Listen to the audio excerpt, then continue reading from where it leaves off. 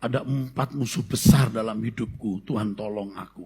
Yang pertama, musuh besar yang membahayakan diriku, paling membahayakan adalah diriku sendiri. Dagingku, monster di dalam diriku ini. Yang kedua, kuasa kegelapan. Yang dengan kecerdikannya mengarahkan kita kepada arah yang tidak Tuhan kehendaki. Yang membuat seseorang tidak menemukan rencana Allah dalam hidupnya. Yang ketiga, pengaruh dunia. Filosofi dunia dari apa yang kita dengar, lagu, film, tontonan. Ini jahat sekali. Yang keempat, dari orang-orang yang berusaha untuk menjatuhkan kita. Yang membahayakan bukan manusia itu, tapi reaksi kita. Orang mau apa-apain kita asal diam saja. Enggak masalah. Dia mencemarkan nama baik kita. Dia memfitnah kita. Enggak masalah, terserah situ. Paling namaku busuk, rusak di mata manusia. Asal jangan rusak di mata Tuhan. Tapi yang membahayakan ketika aku bereaksi. Aku tak tahan. Ini yang membahayakan. Tolonglah aku, Tuhan. Ketika kita dibully, dijahati, nama baik kita dirusak. Itu bagus. Karena kita mengoreksi diri. Apa benar aku begitu? Kalau memang mereka dipakai Tuhan mengoreksi diriku, terima kasih Tuhan, aku harus mengoreksi diri. Kalau aku lawan mereka, mereka di pihak Tuhan, mati aku. Aku koreksi diri. Dan kalau ternyata aku benar, ya biarlah mereka berurusan dengan Tuhan. Jadi kalau Anda ribut sama orang, sudah berkata, kalau kamu di pihak Tuhan, siapa aku melawan kamu? Tapi kalau aku yang di pihak Tuhan, ya biar kita berurusan masing-masing kepada Tuhan. Kita merdeka, saudara. Musuh kita utama itu 4. Kalau yang bencana alam segala macam itu di luar kemampuan kita. Yang kita hadapi hari ini yang pertama itu diri kita. Ini yang liar, saudaraku. Ini. Yang kedua, kuasa gelap yang tidak mampu kita tangkap. Tipu muslihatnya tanpa pimpinan Roh Kudus. Yang ketiga, saudaraku sekalian, bagaimana pengaruh dunia membuat kita jadi duniawi. Yang keempat, baru orang-orang yang menjahati kita. Bukan kita takut orang-orang itu. Kita punya kemampuan membalas dengan cara kita. Tapi mengerikan kalau kita bereaksi salah. Kalau kita sampai bereaksi keliru, itu yang jadi masalah, saudara. Saudara harus tahu bahwa Tuhan membela saudara. Membela itu bukan berarti saudara dibuat menang, musuhmu jadi kalah, dipermalukan. Enggak. Justru musuhmu jadi kayak kuat, kayak lebih benar. Saudara malah makin tertindas.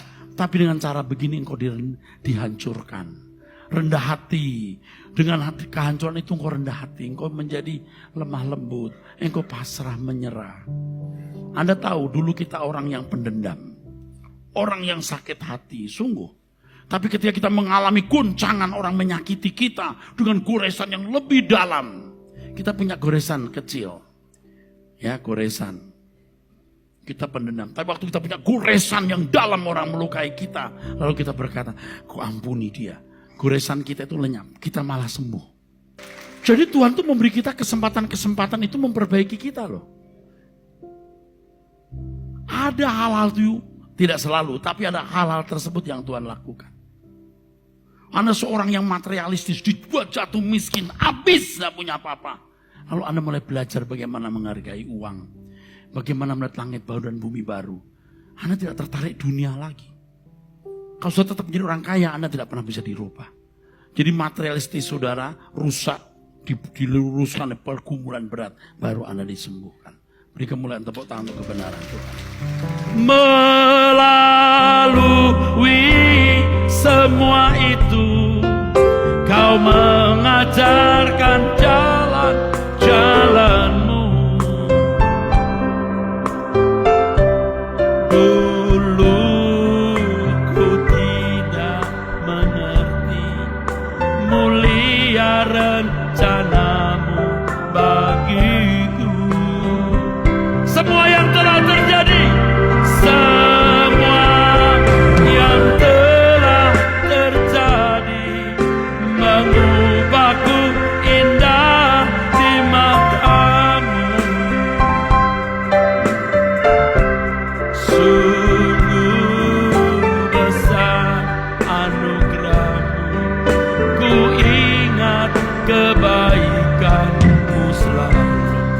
Tuhan, Engkau pembelaku. Tuhan, Engkau pembela di sepanjang jalan hidupku. Dibela Tuhan bukan berarti dibuat menang di bumi ini. Di bumi dibuat kalah. Tapi saudara dibuat sempurna. Amin.